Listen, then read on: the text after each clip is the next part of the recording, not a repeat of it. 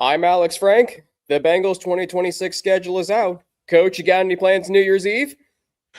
I want to be toasting after watching the game, I want to be toasting the Bengals. I will be too. Good day. It's the Bengals Squad. Everything Cincinnati Bengals every week. Breaking down all the big hits and game-changing plays from the Queen City. The way only the Locked On Podcast Network can. From the jungle to the playoffs, the Bengals Squad Show starts now. Good morning from St. Petersburg, Florida. Coach is somewhere in Texas. He's got a big game tonight. I'm Alex Frank. He's Coach Art Valero. This is the Bengals Squad Show. We are presented this morning by Game Time. Right now, with the Game Time app, you can create an account and use code LOCKEDON for $20 off your first purchase. And with some big games tonight in the NBA playoffs, you could be soon headed your way to one of those games, maybe even the NBA Finals next month. But that aside, we got a great show coming up for you today. The Bengals schedule is out, all 17 games. The whole NFL schedule is out. It is really good, by the way, just league-wide. We're going to talk about the Bengals' second half advantages, why the first half is tough, the primetime home games in the AFC North, and, of course, Madrid. But we begin with our general kind of 30,000-foot overview of the NFL schedule, Coach. And wouldn't you know, the first game is against your former team. Hey, you know what? I'm just glad for the Bengals that it's not down in Tampa on that opening day. It can get in, early September, very hot. I mean, I've seen teams come in, they're going to wear white. They'd force you to wear black or orange. And they'd turn up the heat and let that humidity just soak in. Luckily for the Bengals, they get a home opener in week 1 this year. It's one of only 2 home games the Bengals have before week 8, which is the fewest since, I believe, 1990. So that's the interesting nugget when it comes to the Bengals schedule. So the Bengals will open at home, 2 road games at Houston and Pittsburgh to follow, home game against Jacksonville. Then they go to Miami in mid-October. Coach, what's it like in Miami in middle October? Is it still boiling hot, or is it a little cooler by that time of year? Well, you know what? You don't know. You can expect the worst and pray for the best, but it's still, that time, October, it's usually not until somewhere around Halloween where all of a sudden it starts to cool down a little bit. But who knows? You can get a tropical storm rolling through there. That humidity cranks up, and hey, you know what? Stay hydrated, my friends. Very much so. So an earlier trip to Miami this year. Then the Bengals are on a bye week 6. How do you feel about the bye, Coach? Week 6? Well, you know what? I look at it as it's a little bit early. And the reason being is now I know they've already gone through camp. And so that stretch, those first 5 games are tough. And at some point in time, you're going to need a break. You need to get healthy. You need to do those things. But you got to look on the back end of it. And now you're looking at a trip overseas and basically a 12-game run. So the key to that is to go in after the bye healthy, and then sustain it throughout the rest of the 12 games. But you know what? You'd like to have it around game 8 or 9, but obviously we don't get to pick the bye weeks, and you take advantage of it as you can. Were you surprised that the Bengals didn't get a bye after the Madrid game? Because I kind of was, but at the same time, I'm not upset about it. You know what I was? I was really shocked that it was that early when they're coming back from Europe, and they're turning around the very next week, and they're playing arguably one of their arch rivals and AFC North competitors. Who, by playing in the States, the travel isn't quite as bad. But that shocked me that the schedule makers would put that series into play. It was interesting, though, and I brought this up last night when the schedule was released. I think it's, as more and more teams are going international, it's not just like a once a year thing. And because they hadn't done it previously, teams would be on bye the week after as like a precautionary measure. But I think now the teams are doing it, especially if you're on the East Coast, it's really, and I don't have the exact calculations in front of me, but I would think, Coach, that it's not any longer of a flight or a trip overseas as it would be if you were going to the West Coast, or if you were, well, the West Coast teams, if they were going overseas, would have a really long flight. But if you're an East Coast team like the Bengals, they're not directly on the East Coast, but they're in the Eastern time zone. Going overseas, it's kind of just a little bit longer of a trip than a West Coast trip. You know what? It's not, and it's not all that bad. The one thing that you got to look at is the time change. Instead of going back in time, you're now going forward in time. Yeah, and that can kind of have a little bit of it'll mess with your body a little bit, especially on the way back when you are coming back in time. And now all of a sudden it's basically the same day that you played the day before. So you know what? I'm not a real big fan of international games, and I know that the league wants to go global, and that they want to do this. And some people like Jacksonville really love the overtime games, but I don't think they ask the players. You know, I'm not a huge fan of them either, but I also listened to what Joe Burrow said about going to Spain and the Bengals, particularly going over there this year, and it really resonated with me. And we'll talk about that in segment 4 when it comes to the Bengals going to Madrid. We'll also talk about the Bengals' second half advantages in the schedule, why the first half is tough, and of course the primetime games the Bengals have at home this year, 2 of them against AFC North foes. But before the bye week, we talked about, or before the Madrid trip, Week 6 bye, the Bengals will go to Baltimore Week 7, and then they'll host the Titans in Week 8.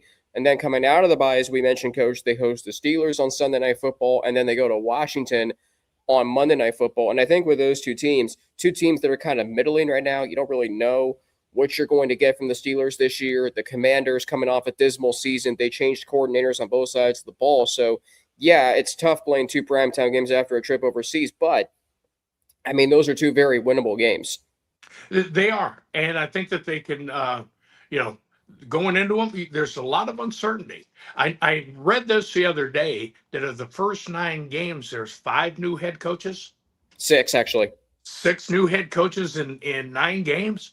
Yeah. There's an awful lot of uncertainty with scheme, with direction, the way the program's going. And so, you know what, they've got to take advantage of that. And I think that as long as, Zach Taylor has that team honed in and take them one game at a time, they should be in pretty good shape. Well, one of those head coaches, and the Bengals are going to face them twice, is Mike McCarthy of Pittsburgh. And Mike McCarthy's not a new head coach by any means. He's right. Won a Super Bowl, for crying out loud. He's now with the Pittsburgh Steelers. But the Bengals are also going to face Jeff Hafley, new head coach of the Miami Dolphins. They're going to face Jesse Minter, the new head coach of the Ravens. And then they'll face Robert Saleh, who is also not a new head coach. He coached the New York Jets, was the head coach of them for a few years. But he's now the new head coach of the Titans. So you really do. And then the Falcons, Kevin Stefanski, who is a 2-time coach of the year. So they are new head coaches, but they are not new in terms of the sense that they haven't been a head coach before. Some of them are, but some of them also are not. Well, you know what? It takes a while for a new system, and each of these head coaches bring that. I know with Mike in Pittsburgh and Kevin in Atlanta, you try to sell the system during this time of year, although you're not quite certain. You're about 80% sure of who you're going to keep and who's going to be on your team. But you want people to buy into the system, and there's new languages, and they've got some time to start to speak the same language. But the one thing that the team doesn't understand is how is the head coach going to react in certain situations. During the Belichick runs, the team knew because they practiced all of them. They knew what he was going to do in certain situations, and he told them. And so when you're a new head coach going in, whether you're brand new or you're repeating a turnover guy, you know what? To get the message across, to dot all the I's, cross all the T's, it's not until you're actually on the field when the players understand exactly what the coach is going to do. Oh, absolutely. I mean, talk is cheap this time of year. I mean, you can preach it, as you know, but until you get on the field and play that first game, and you never know what you're going to get in week 1. And I think there's a lot of overreaction to week 1, and that's rightfully so. We're going to do that. The media is going to do that nationally, and that's fine. but you got to play. I mean, that's why the first 4 games, 5 games, that first quarter of the season, Coach, that's when you think you really start to know what kind of team you have. Oh, absolutely. You know, it doesn't take until about game 4 or 5 when you start to develop an identity as a football team. And those first 4 games, you know what, as I was looking at them, I'm going, okay, what's the Yeah. record going to be coming out of, game or week 4? Yeah. And you know what? All the teams they're facing they're different than they were a year ago. Yes, very. Just like the Bengals are totally different than they were a year ago. So to sit there and say, well, you know what, they're going to be 3-1 or they're going to be 1-3 is hard to do because they're playing some quality opponents with some good head coaches and some good players, veteran players on their team. You don't know how they're going to respond. So as well as the new Bengals are going to be, it's to see how they tick and how they react in a game. It's going to be all news. So, hey, it's going to be the first 4 weeks, the first month of the season is going to be very, very exciting. Yeah, that first game against Tampa Bay, I think you can look at it and you can say, oh, Tampa Bay wasn't very good last year. They're in turnover. Mike Evans is now with the 49ers. Last time I checked, their defensive line has Ruben Bank, Elijah Cansey, Vita Vea, and Yaya Diaby. So you got your hands full there. And then, Coach, the 2 young linebackers, Barrett Carter and Demetrius Knight, they have to know where Chris Godwin is going to be at all times because he can come across the middle and you can get chunks of yardage. And Baker Mayfield against the Bengals, he has been very good against them when he was with Cleveland. So that's a game you cannot take lightly in week 1. Well, the other one is don't be surprised because you know that Coach Bowles has got in his back pocket. He will pressure you. Yes.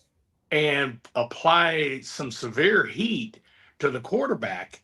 And so during training camp, you're working an awful lot of blitzes and an awful lot of hots and an awful lot of, side adjusts and all the other things and he will challenge you, especially early in the season, to see what you got. Buccaneers fans, if you just sit back there and let Joe Burrow work and play zone, you're asking he will for it. tear you up. So hopefully they've got, or in their case, hopefully they have some secondary guys that can cover and some linebackers that can pressure you. And so it's going to be exciting. Yeah, I got Buccaneers fans down here. I got friends down here in St. Petersburg and Tampa that are ready to run Todd Bowles out of town. Why? I mean, he was the defensive coordinator when they relentlessly pressured Patrick Mahomes in Super Bowl 55. He took over Bruce Arians. The Buccaneers went to the playoffs his first 3 seasons. They won 10 games in 2024. They were viewed as a dark horse Super Bowl contender last year. They started 2-0, so I don't understand it. I think at one point they were 5-1 last year. So, I mean, as a Bengals fan, I'm nervous for that week 1 game because of what the pressure on the interior can do. We'll talk about that in segment 3. After the Monday night game at Washington, week 11, Saints week 12, can't take them lightly either. Tyler Shuck kind of had a strong close to the season last year. Week 13 in Cleveland. I mean, a trip to Cleveland in December, Coach, I'm not a huge fan of that at all. I'm just going to be straight up about that. Hey, that makes it tough.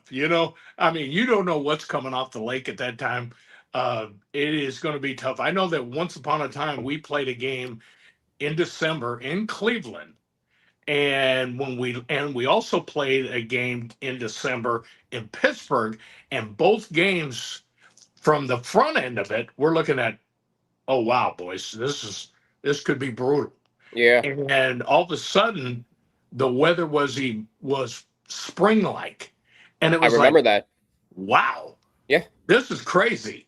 When we were all bundled up and we took extra gear and all the other things, and hey, it ended up being like a beautiful day in Tampa, Florida.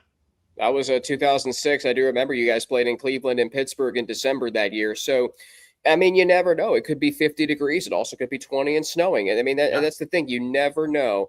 And weather, the element is one of those things. The Chiefs are in week 14. We all want to know where that Chiefs game is going to be. It's in week 14, America's game of the week on Fox, at least right now. Hopefully it stays that way. Week 15, you go to Carolina. Always good, but you can go south in the winter, Coach. If you're the Bengals, could be very nice weather in Charlotte. I'm planning to be at that game December 20th. And then how about this? So the weekend after Christmas, all the Bengals have to do is take the short trip up I-74 to Indianapolis. That's a pretty easy road trip around the holidays, and then you're home the rest of the season. A home game on New Year's Eve against the Ravens on Thursday Night Football, and then Week 18 you host the Browns in Week 18 for the second straight season. That is the Bengals schedule: 17 games, 9 on the road or a neutral site, and then 8 at home. I think all in all, it is a schedule the Bengals can take advantage of, but talk is cheap at this time of the year, as we're going to keep saying. Yeah. Well, you know what? I like the schedule and how it's laid out. Mm-hmm. The only thing that I'm not real fired up about would be the European trip. Yeah. And B, would be having that 12-game run after the bye. You have to stay healthy during that time and get hot in November and December. And you know what? I think there's a great chance, because you never know where the other teams are going to be at that time. No. You know, are they hot? Are they rolling? Do they have injuries? You don't know. You never know. I mean, that's the thing about this league. It's such a week-to-week league. It's a razor-thin margin for error league, and that's what makes the NFL so great. I mean, league-wide, there are games on the schedule that aren't in at 4:25 or prime time, and then there's games that are in those windows that you're like, well, how the heck did those games get in there? So that's the thing about the NFL. Last year, we saw that you just never know. You can never count on which teams are going to make the playoffs and which teams aren't going to make the playoffs, and that's why for the last 36 years, there have been at least 4 new playoff teams every single season. And the Bengals very well could be one of those this season with the schedule. You talk about, Coach, you like it. The first 7 games are at 1 o'clock on Sunday. So you can take those opportunities to ramp up, to bank some wins, steal some games on the road. You go into week 10, you're sitting there at 5-3, and you go, we're right in this thing. Yeah, absolutely. You know what? It's favorable. The times are correct. The times are perfect for you. Mm-hmm. You're going to get those games that are going to be not only local TV, but you're going to get some other ones that are kind of sprinkled in there that could be the national game. And you're talking about 1 o'clock games. So on the West Coast, you're waking up at 10 o'clock, and all of a sudden you turn it on and you got the Bengals on, and you're saying, okay, that's starting your day with watching those, and you're saying, hey, you know what? I have a chance on the West Coast to see Joe Burrow, Jamar Chase, and T. Higgins. Hey, I'm gonna pay attention to those games. I love that because it's gonna be exciting. You never know what's going to happen out of that. And now with a built-up defense, you're saying, "Oh, this thing could be wild." Yeah, which I think is a great job by the schedulers in the NFL office. Yeah, and that's a great point, Coach, because you think about, with all the number of primetime games and standalone games, particularly late in the season, and people on Twitter this week were voicing their displeasure for the dwindling 1 o'clock windows. Well, the Bengals in the early part of the season are going to be one of the best teams in that 1 o'clock window, and on the West Coast, you wake up and you get to watch Joe Burrow and Jamar Chase, and that's going to give the ratings. I mean, I didn't even think about it from that sense. That's actually a really good point. So I think it definitely, you have the opportunity to ramp up, to bank some wins. And here's the thing. In the second half of the regular season, when all your primetime games are there, the Bengals overall this season are only going to play one true road game that's not at 1 o'clock on Sunday. That's really advantageous. It is. It is. I know this, that sitting in LA last year during the season, and we did the podcast in November, starting out there. Very few times did I turn the game on at 10 o'clock and say, oh, I want to sit down and watch this one. Yeah. It's an exciting game. There's an exciting offense on the field. You didn't have that opportunity. You got it. It was like, okay, the 1 o'clock games, you watch the Jets play, whomever, and you're going, okay, all right, what's on the other channel? Or what's the 1 o'clock game? You were always looking for the other game. And I think this really lends itself well to the Bengals and advertising themselves. Mm-hmm. I know a lot of young kids love the unis. They love the color combinations that they have. Yeah. And so I think that, if they get to see them on television and they get to see Joe Burrow. They only hear about him. And so I think that really enhances the franchise's coming out party, so to speak. And especially because the Bengals play both of the AFC West and the NFC West divisions next year. So you're going to see what this new look Bengals team looks like. And if you can keep most of the core from this year to next year, you now know what you're getting. So that's an advantage in the Bengals schedule. There are some other advantages in the second half of the regular season. You may not think that, but we're going to tell you why it actually is an advantageous second half of the schedule. That next on the Bengals Squad Show. This edition of the Bengals Squad Show is brought to you by FanDuel. The NBA playoffs are here and every possession matters. If you're looking to get even closer to the action, then FanDuel has a great offer to get you started because right now new customers can bet just $5 and get $150 in bonus bets if your first bet wins.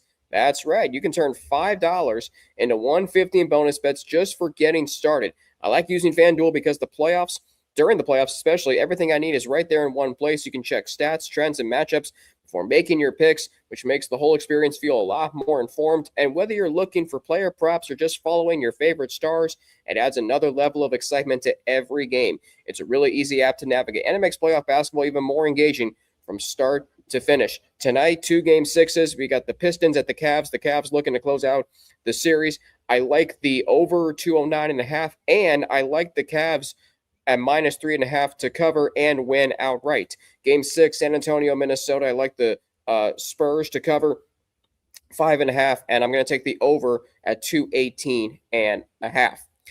Right now, head to FanDuel.com to get started. FanDuel, play your game. Coach, NFL schedule release day to me is like a holiday for NFL fans in the spring. So I want to take the moment, and obviously, if you want more on that, you can check out the Buccaneers Squad Show and then the Seahawks Squad Show. But the Buccaneers schedule, Coach, obviously the Bengals are playing the Buccaneers in Week 1. But your Buccaneers, they have some other primetime games that are really interesting, including Week 9 Sunday Night Football against the Bears, Thursday Night Football Week 5 at Dallas, and then a Week 12 Monday night game after Thanksgiving against the Panthers, which is suddenly a rivalry rekindled again. Well, you know what? And I think that at least the schedule makers have thought that the Bucs will be back, because they put them on those primetime games, and those are going to be great games. You know what? I mean, Todd Bowles against, going up to Chicago could be an exciting game. Yeah. That right there could be very interesting to see Caleb Williams run around and see if he can create. And then, you got the Bucs going to Carolina. Carolina's on the rise. They spent an awful lot of resources at trying to rebuild that team. Because they got awful close last year. I think those things are going to be very, very premier games at that particular point in time when they're playing them. So Tampa Bay's bye is in Week 10, so right in the middle of the season. That's kind of where you want your bye, I would think, Coach, from your expressions. Their last 3 games, quick side note, all TBA. The Falcons in Week 16, could be a Saturday game, could be a Sunday game. That's a huge division matchup there. It's a road game in Atlanta. They host the Rams the next week. That's a TBA game. It could be Sunday, could be Saturday. And then the Saints game, Week 18, as is every game, is TBA. Interesting schedule for the Bucs. 3 primetime games, 2 on the road, 1 at home. All right. So, and then, of course, Bengals Buccaneers Week 1 in Cincinnati. So, the second half of the schedule, Coach, a lot of primetime games, 3 of them. You got a 4:25 game with the Chiefs. You got a standalone game in Madrid with the Falcons, and then you have a potential Saturday game with the Colts in Week 16. I think it will be Saturday because Kentucky and Indiana are scheduled to play a basketball game at Lucas Oil Stadium the next day. That's Sunday, December 27th. But the second half for me is so advantageous for 2 things. 1, no trip out of the Eastern time zone, and then 2, you're only facing one playoff team in Carolina from last year, and they had a losing record. So, believe it or not, the second half of the schedule, to me, is easier than the first half. Yeah. You know what? You look at the second half and you're saying, okay, boys, let's make sure we're healthy going in. We should have already identified our identity of who we are, both on offense and on defense. Absolutely. And you're also looking at when you're opening up with the Bucks, which is going to be very, very challenging, because you do have Baker Mayfield against Joe Burrow and a cast of other characters. You've got, the Houston Texans, who on defense, watching them last year, they just basically reloaded that machine. Can you take advantage of C.J. Stroud and force him to turn the ball over? Then that's an advantageous thing. Now you're going into a situation that's arguably your rival, right? Your AFC rival. Yeah. And you're playing Pittsburgh, who is learning a new offensive system, and it's kind of a coin flip. So that's when it comes down to those kinds of games, comes down to the coaching staff really dissecting those people and finding out who they are and what they're capable of doing, and how do we work about it on offense, and how do we work about it trying to defend them. And I think that's, still with the unknown of who the quarterback is in Pittsburgh.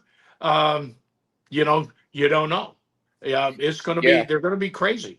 And you don't know what the Browns are going to look like by week 13. I mean, how many times do we go into a season thinking they have their quarterback and then they don't by week 13? I don't know who that's going to be. So, yeah, a trip to Cleveland. Have they ever had their quarterback? That's Oh, they haven't. No. Yeah. Thank you, Coach, for asking the proverbial question that doesn't want to be asked by Browns fans but needs to be asked. Continue, please. Yeah. Do they ever know who their quarterback's going to be? No. They trade the world away for a quarterback who doesn't pan out. He's got a lot of baggage with him. He's still on the team only because you're still paying him. You've got a young guy who was an all-pro, who really didn't do much, and they have never had a guy that they can, I would say since Brian Sipe and Bernie Kosar. I mean, who is your guy? Well, they had the guy in Baker Mayfield, Coach, and what did they do? They let him out of the building. Yeah. Hey, and now they've got the Johnny Manziel in their locker room right now. Who knows? Well, Johnny Manziel was didn't think that was going to get referenced. You may have just given me my record prediction for this season when it comes to the Bengals, because I think they will sweep the Browns, actually. So we'll get to that coming up. But just because I think the Bengals by that time, week 13, you know who you are. Your offensive line's playing well. The Bengals should beat the Browns this year. Are they going to blow them out? No, it's a division game. 4 division games in the last 9 games of the regular season, Coach. I like that because you know who you are. You know who your division opponents are. And the Browns, well, they're the Browns. So there's that. And I also think when you look at the second half of the regular season, 5 home games, that's really key. Yeah. Oh, yeah. You know what? At that time of year, you know how schizo the weather in Ohio is. You could end up beautiful day, awful day, but the Bengals are home. And now you get those people that pack into the stadium, and the hype is up. They're starting to roll. They know the identity, and the Who Days are going to be out. They are. And you look at the teams you're playing at home and in the second half of the season. So you have the Saints at home in week 12, could be cold. I mean, the Saints don't play well in the cold, as you know. Yep. And then you go Cleveland and Kansas City. They're also cold weather teams, but you thrive in cold weather. We know Joe Burrow does. You go to Charlotte in week 15, so it's warmer weather. And then your final road game of the year is indoors in Indianapolis. You can do whatever you want in that game. You don't have to worry about the weather, Coach. Right. I tell you what, the exciting game to me, after looking at the schedule, is Patrick Mahomes versus Joe Burrow. Absolutely. And the ball could be aired out all over the place, and that could be a very, very exciting game. And I'm glad it's scheduled when it is. Yeah. Because you're going to know both teams could go into that game really at the top of their game, and on the top of their conferences. Yeah. Or things didn't pan out, and now people are trying to stay alive. Each team will be trying to stay alive at that particular point in time. So I think that comes at a great time as well. Stakes will be high in that game. I mean, let's say the Bengals go into that game. That's week 14, game 13 for them. Let's say like 8-4 or 9-3, and the Chiefs come in with the same record. You're talking about playing for seeding in that game. I mean, that's how big of a game it could be. And we know when Joe Burrow and Patrick Mahomes and the Bengals and Chiefs get together, you never know how the game's going to play out. The last time they played was a 1-point game, and every other time before that, the first 4 times they played against each other was a 3-point game. It's never been more than a 1-score game since 2021. So that tells you how good of a rivalry that is. And then, of course, getting 2 games at home to end the regular season. Coach, I can't tell you how big it is to get the Baltimore Ravens on a Thursday night in Cincinnati. I mean, you see it. The last 3 years, the Bengals had to do it in Baltimore. So the league owed them one. They gave him it late in the season. You don't know what the stakes are going to be. You want them coming to play you when you're playing your best football. It's on New Year's Eve. And if you play the Colts on that Saturday, Coach, Saturday to Thursday, that's actually some decent rest. Yeah, it comes at the right time. It comes, you go Saturday to Thursday, and then all of a sudden you get some rest going into the playoffs, whether you're got to bye or you're playing that very next weekend on the wild card weekend. You're good to go. I mean, you should be healthy. You should have all your players in place. And it could end up being, I really like this schedule. I think it's very, very good. And I know that probably Zach Taylor and the guys on their coaching staff are saying, okay, let's just take them one at a time and we'll see where we're at. We feel good about it. If the biggest complaint is that you don't have a bye after the Madrid game, and that is a big complaint, obviously, we can't dismiss it. But I think all in all, it's a very favorable schedule from that sense. Like, if let's say the Bengals win the AFC North, you could potentially not have to get on a plane from the week before Christmas to like the 3rd week of January. I can't tell you how big that is. Well, it is. And you're going to get on the plane anyway. But to be able to get on the plane once you get back from Madrid and you're basically in the Eastern time zone, it is awesome as a player, because you know the routine, you know how it's going to go, your schedule is set. You can almost prepare yourself for those back end games. Just like we were talking about earlier, that the Bucs have some to be announced games. Those aren't bad. You don't even worry about those because they're either going to be a 1 or a 4 East Coast time. So you know what? They're going to look at it. They're going to take one game at a time. And hey, travel is travel. You know that at least half of your games are going to be on the road. So you prepare yourself that in order that way, and you're good to go.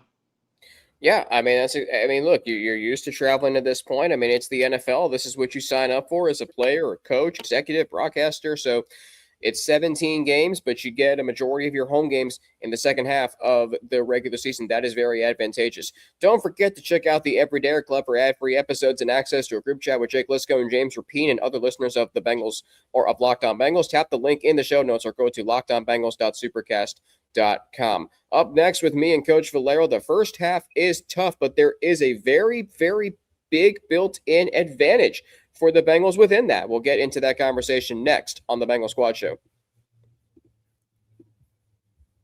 We are brought to you today by Rocket Money. If I can find the thumbnail for Rocket Money, I know it's in here somewhere. Here it is. Anyway, if you've ever opened your bank account and thought, geez, where did all my money go? Probably went to NFL tickets. You're not alone. Keeping track of subscription spending and bills can get overwhelming fast. That's where Rocket Money comes in because they help you take control of your finances all in one place. How does Rocket Money keep track of your finances? How does it help you do that? Well, it tracks all your subscriptions in one spot and it can help cancel the ones you don't really need with just a few taps. It automatically categorizes your spending so you can actually see where your money is going, and you can set budgets, get alerts, and you can stay on top of your upcoming bills. It just makes everything feel more organized and gives you a clearer picture of your finances day to day. Rocket Money is a personal finance app that helps find and cancel unwanted subscriptions, monitors your spending, and helps lower your bills so you can grow your savings.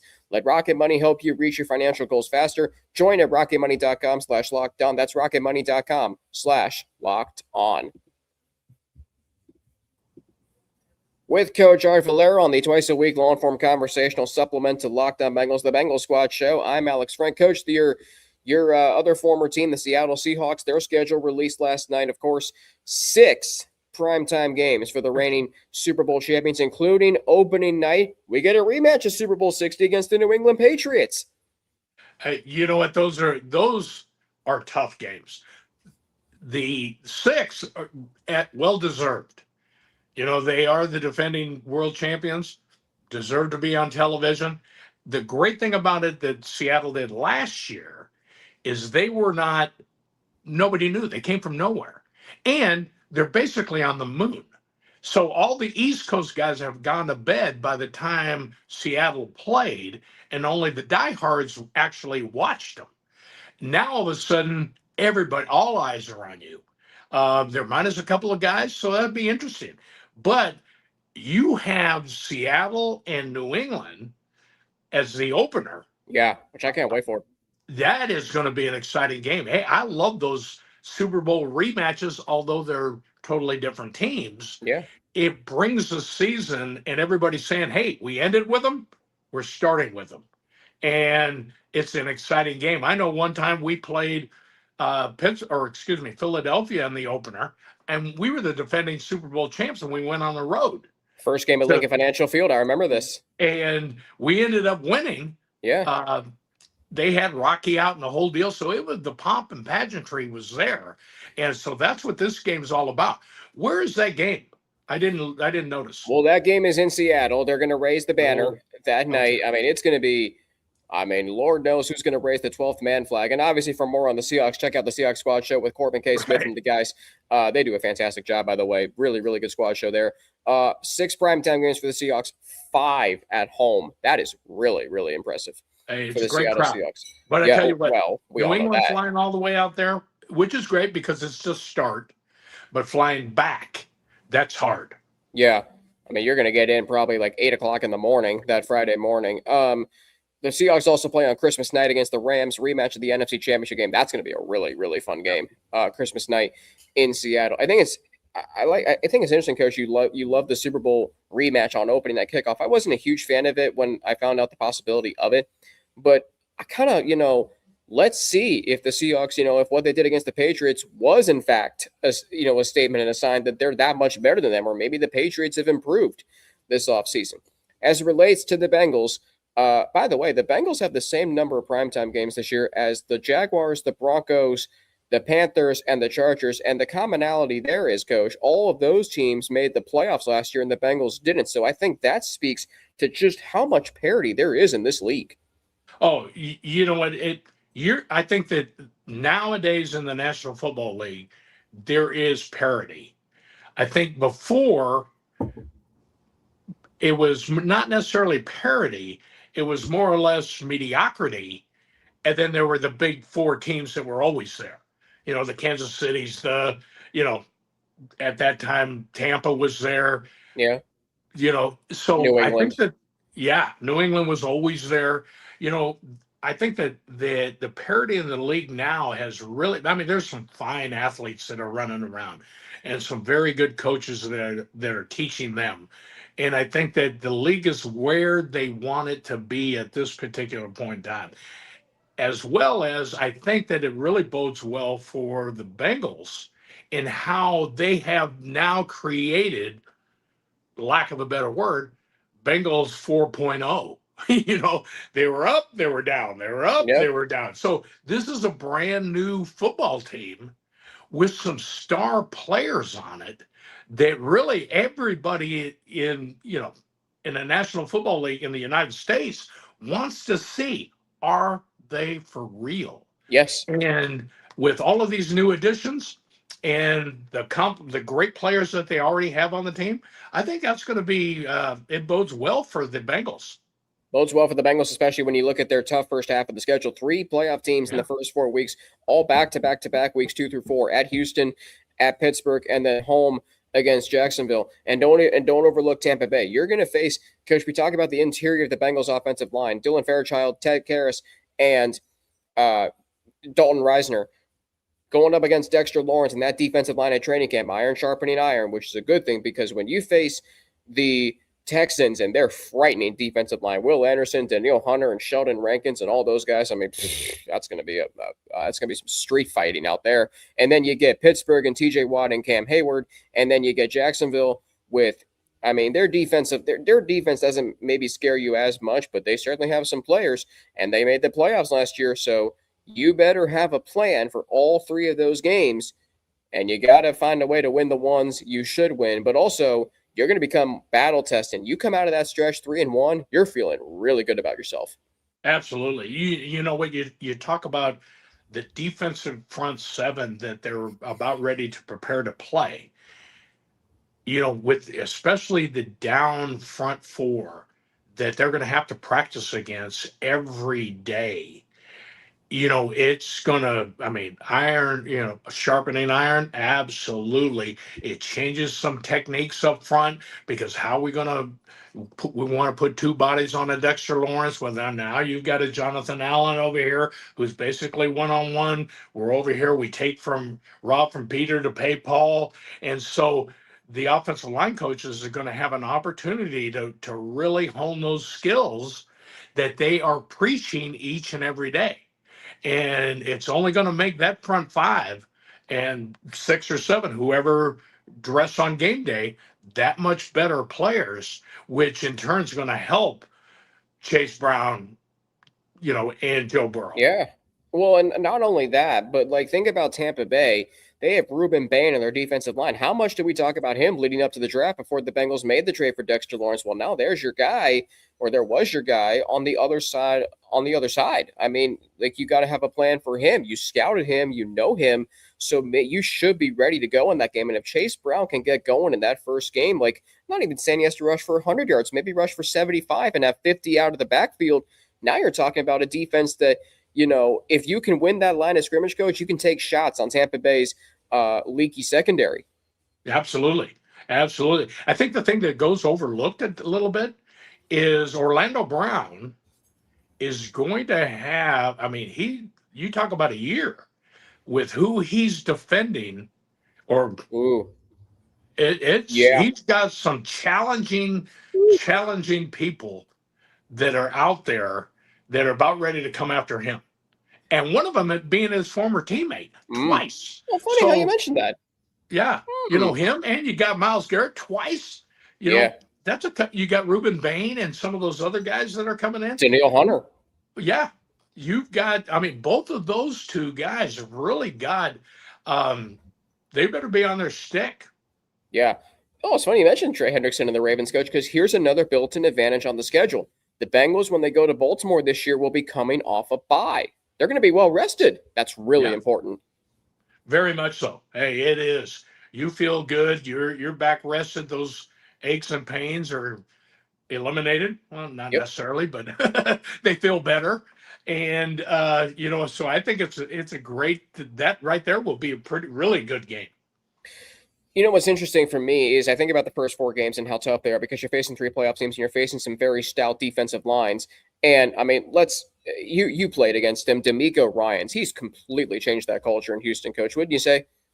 He absolutely. You know what? He brought in that Niner culture and that Alabama culture, and he has learned from some very, very good head coaches and motivators, and he knows what he wants, and he's putting that team together, especially on the defensive side of the ball. Absolutely. And they are playing with his personality.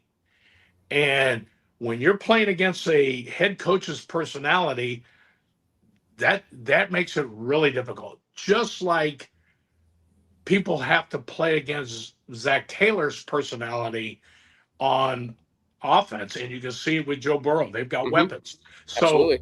That's going to be a very exciting game. Offensive coach against a defensive coach. Yep. Really big. And the last time we saw that matchup was on my 25th birthday in 2023. The Texans came to Cincinnati and beat the Bengals. So you kind of have that, you know, feeling in the back of your mind that you want to get some payback from that game, which was a shocking loss at the time. But we ultimately now know what the Houston Texans are. Same with the Jaguars. They won 13 games last year. The game in Miami week 5, you may not think it's a tough game, but coach, I'm telling you right now, you cannot look ahead to the bye week after that or to Baltimore. You got to focus on going down to Miami. It could be boiling hot down there. You got to go down there, handle your business, and fly back home knowing that, hey, we did what we had to do. We handled and we met our expectations. Hey, sell out because you got a bye week on the back end of it. Absolutely. Yeah, and you have a Dolphins team that you could do whatever you want against.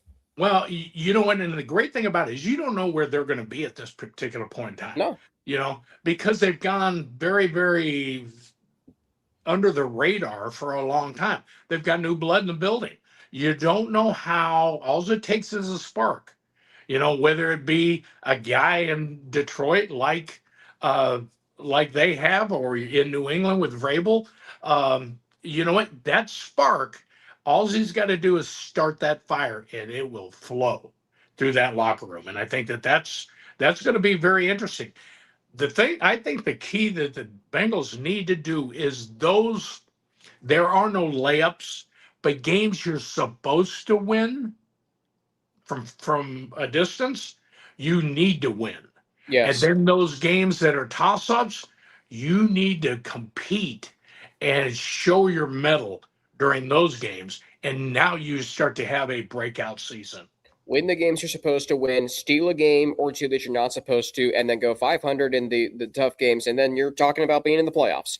And Absolutely. We know what Joe Burrow can do when the Bengals get to the playoffs. Let's talk about the AFC North primetime games, Week 10 Sunday Night Football against Pittsburgh. I seriously hope Chris Collinsworth gets in the Bengals Ring of Honor this year since he'll be on the call for that game.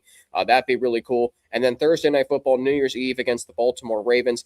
It's nice to have the primetime home games against division opponents because they got to come to your house. You know each other well, but you have the advantage. I can't tell you, Coach, how important that is. I'm sure you'll agree with me on that. Oh, you don't have to jump on a bus. You know what? You're staying at the hotel. Everything's good, very comfortable. You're sitting there. You drive to the stadium, or your wife drives to the stadium, and you take the bus in, and it's a short ride. You go through your mechanics of how you prepare for the game each and every week, and those come at a great time. Yeah, I mean, they do. I mean, middle of November, weather's going to still be good when you play Pittsburgh. It could also be good on New Year's Eve. I mean, last year, 3 days before New Year's Eve, it was 70 degrees in Cincinnati when the Bengals beat the Cardinals 37-8, whatever it was. So, I mean, we definitely know that those games are going to be big, but, I mean, you don't have to worry about going on the road. You got them coming to you. And considering, Coach, that both of those teams have new head coaches. And here's the other question that I have as it relates to the first half of the season when you go to Baltimore in Week 7 and when you host them in Week 17. Derrick Henry isn't getting younger. He's got a lot of that last game. He's going to have a lot of pounding on him. And you don't know. He's not getting younger. He's taken a lot of hits, but he is such a big man that he could deliver as well as accept. And you want him slowed down a little bit. And it's going to be exciting to see, okay, when you get to that point, you still got Lamar Jackson, right? You still have, and like last year when the Bengals played the Ravens, they opened up starting to run that big guy. And they ran him, and they were moving the ball down the field. And all of a sudden, Todd Monken decides he wants to start throwing it, and they don't get anything out of it. No. You know what? Because coordinators they just can't allow themselves not to throw the ball and just continue to run it. And with that big creature, shoot, I'd give him the ball every snap I had. And we'll see what kind of Lamar Jackson is at this time. Is he trying to be a pure pocket passer, or are they going to let him have some free reign and let him pull the ball down when he does? Because that's all adds an entirely new dimension to their offense.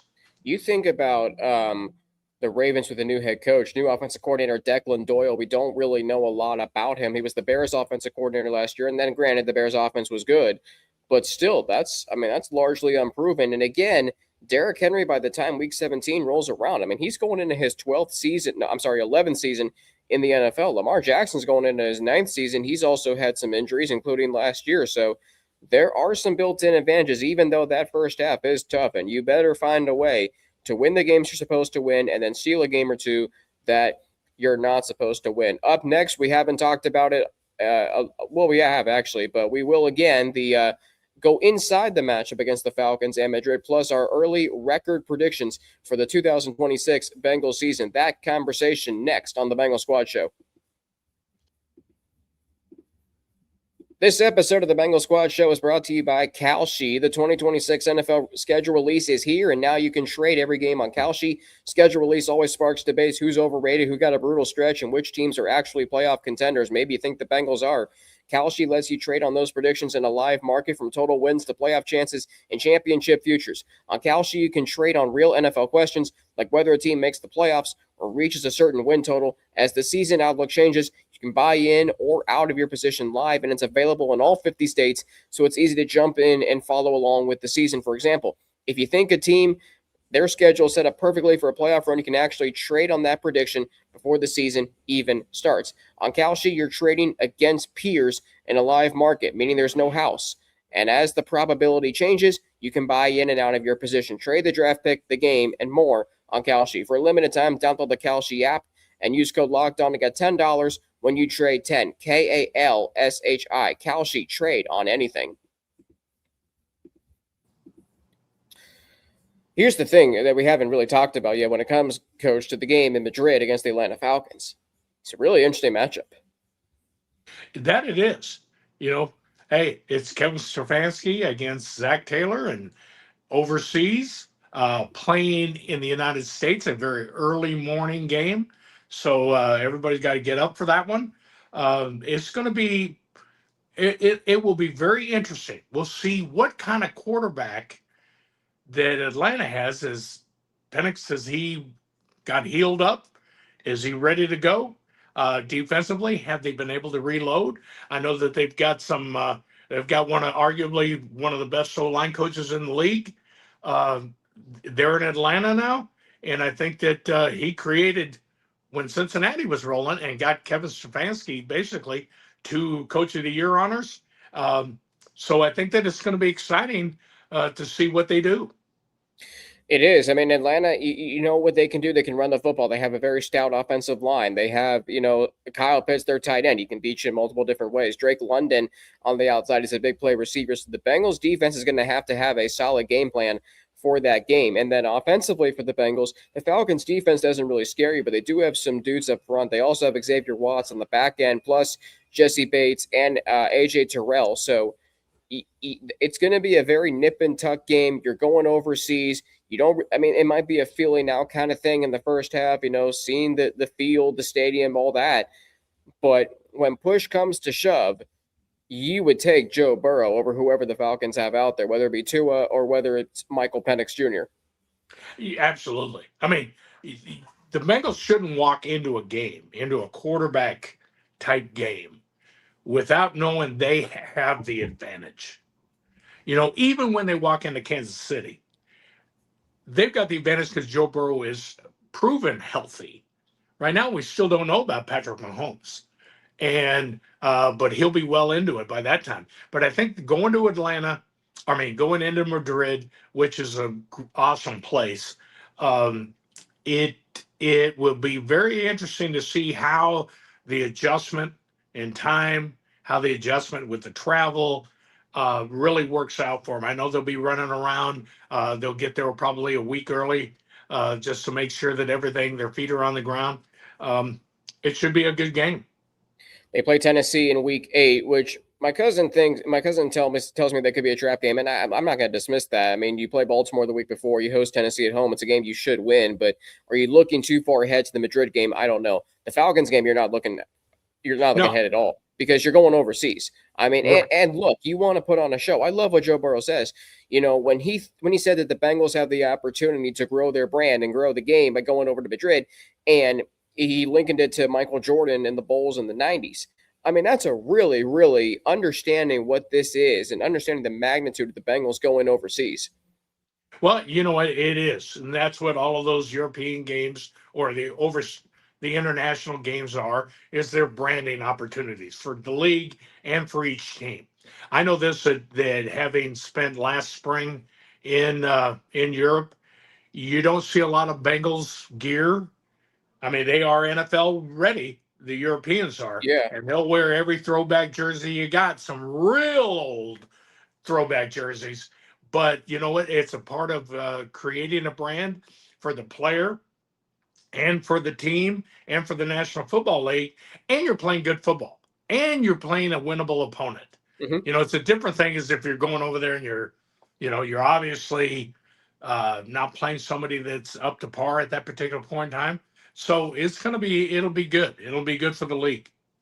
It will be, especially if the Bengals go into that, let's say 5-2, and you're talking about, you're a good team, and maybe Atlanta surprises people this year. They have some very nice pieces, and if Tua and Kevin Stefanski, or Penix and Kevin Stefanski can, if they can work in harmony, I'm telling you, that game could be very, very good. And the last time Joe Burrow played the Falcons was in 2022. All he did in that game was throw for 481 yards and 3 touchdowns in that game, 345 of those in the first half. All right, we got about 5 to 10 minutes left here on the Bengal Squad Show today on this Friday morning. Beautiful St. Petersburg, Florida. Coach is somewhere in Texas. It's so big. I mean, it could be anywhere for all I know. Beautiful Arlington right now. Arlington, okay. We're home at Jerry World. Getting on a bus and driving to Fort Hood military installation. Ooh. And we are playing the Dallas Renegades there. First time a professional game ever has been played on a military base. Wow. So there is no friend and family. The people that are going to be there to show up for the game we've got a captured audience. It's all military personnel and that's their incredible. Families are going to be at the game. So it's an exciting day for the UFL. That's incredible. That really is incredible. I'm so happy for both the teams. You guys, the Orlando Storm, 5-2, playoff push is on. Just 3 games remaining, Coach. We'll see what happens tonight with you guys against the Renegades. All right. Bengals 2026 schedule. We'll go game by game briefly. Win-loss, straight up. Ooh. Week 1, home against Tampa Bay. I'm gonna give the nod to Joe Burrow, to the Bengals. I will too. I'm gonna go with a win. I think the Bengals secondary is gonna test the Buccaneers' new look receiving core. I think the Bengals win a very nip and tuck game, 23-20. Week 2 at Houston. Here we go with this one. You know what? I've got to go. Wow. You know what? Very close game. Defensively, if they're still trying to find themselves, they've got enough to be able to stop Houston. But I don't know about D'Amico Ryans, and that defense is going to be good. I got to go with Houston. Houston opens at home against Buffalo in week 1 and Cincinnati in week 2. I'm going to pick the Texans to win this game. It's going to be low scoring. The Texans aren't the best team in September either.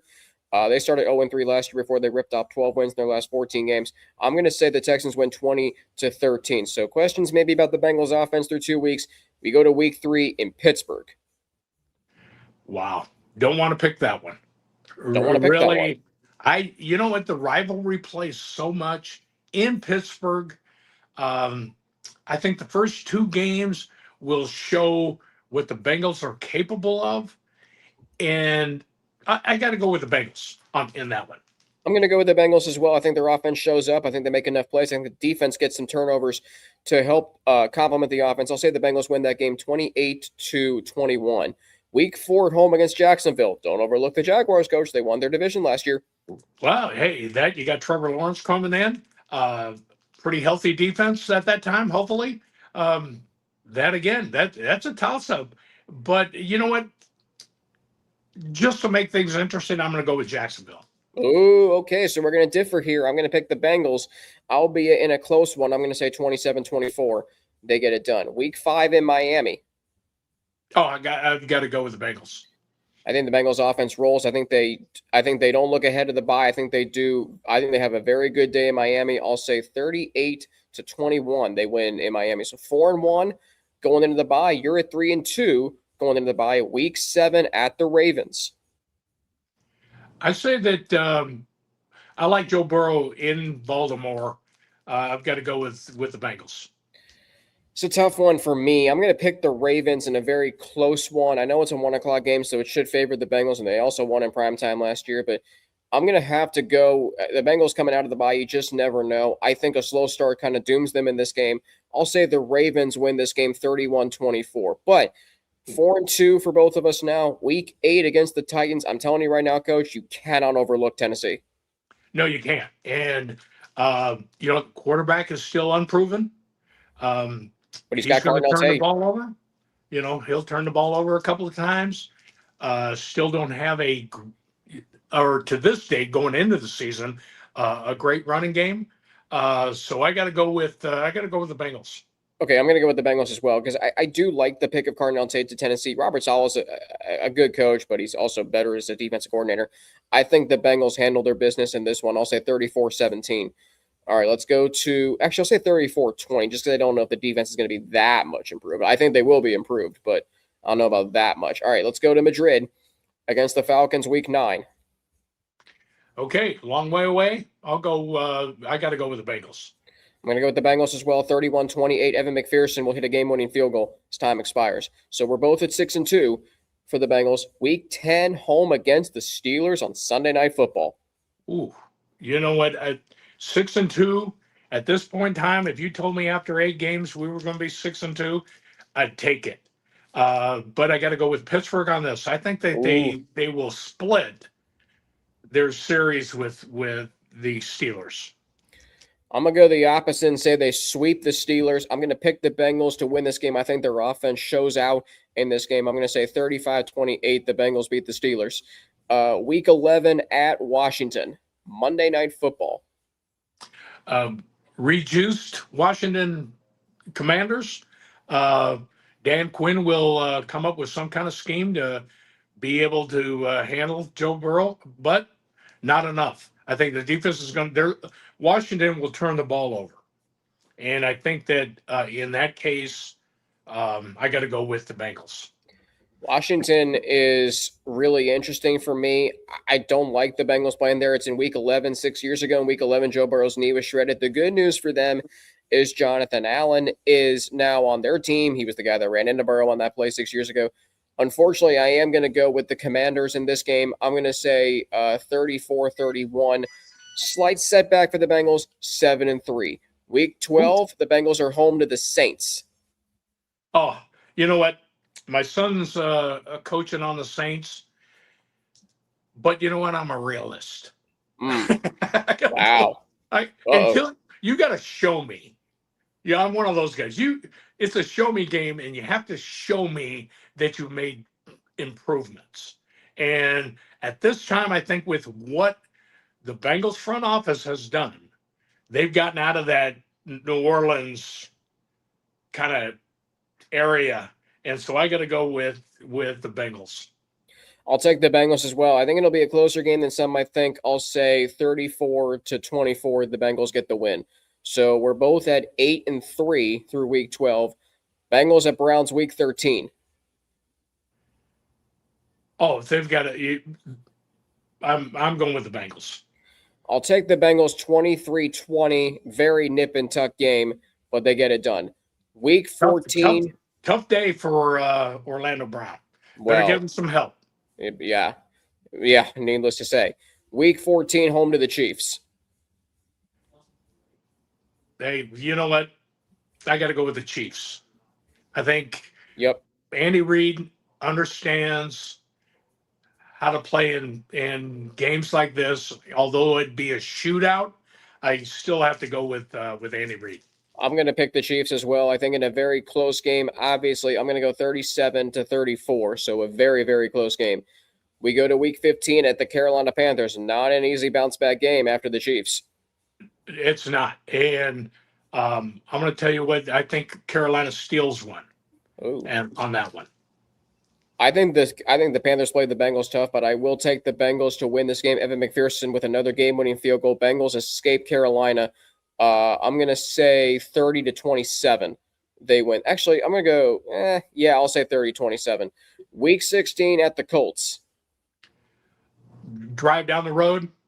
I think a lot of it depends on, is it the first part of the Bengals or the Colts, or is it the second half of the Colts? They don't finish well. I got to go with the Bengals.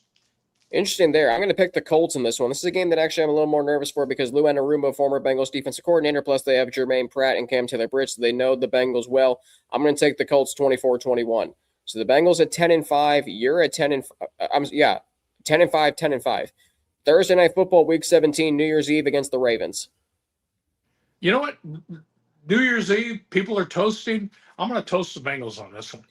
I think the Bengals are going to be ticked coming into this game if I have their season playing out. I think they light up the scoreboard. I'm going to go 42-28. The Bengals win. Joe Burrow throws for 500 yards in that game. Whoa. So now 11-5. Maybe the Bengals have wrapped up the AFC North. Week 18, home against the Browns. Oh, they sweep the Browns. Yep. I think the Browns are at that particular point in time. The only one that they got to stop is Myles Garrett and he may not even play that game. Yeah, it depends on where he's at. If he's close to another record, his own record, hang on. I think the Bengals win that game. They may play their backups, and if they do, I still think they win. I'll say 23-17. So 12-5 is what you and I have the Bengals going. I'm not sure where that will put them in the playoffs. I think 12-5 wins the AFC North in a very new look AFC North this season. This is going to be a fun season. We got much more on the NFL schedule coming your way next Tuesday. Jake Lisco will join us on Tuesday for the Bengals Squad Show. You and I are back on Friday. Looking forward to that as we enter Memorial Day weekend, Week 8 of the UFL season tonight. Coach, your one key to tonight's game for you guys. Oh, you know what? The thing that we have to do, and every game is nip and tuck in this league, the way the rules are, which we still have not put a complete game together. And what I mean by that is defensively, they played well. They held us up. Special teams has always done that. And now it's time for us on offense to put some plays on the board to execute the offense. And I think we'll be okay.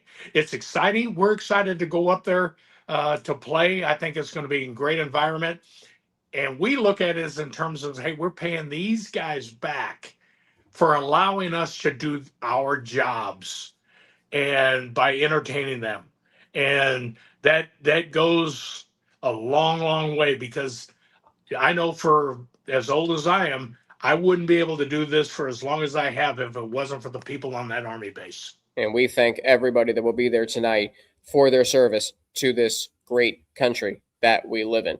For Coach Art Valero, I'm Alex Franken, Frankie_Natty. Thank you for watching the Bengals Squad Show this morning, the twice-a-week long-form conversational supplement to the Daily Locked On Bengals podcast, hosted by James Rapien and Jake Lisco. For more on the Everydayer Club, visit LockedOnPodcast.com/Everydayer. Have a great weekend. We will talk to you on Tuesday right here on the Bengals Squad Show. Coach, safe travels and good luck tonight in your game.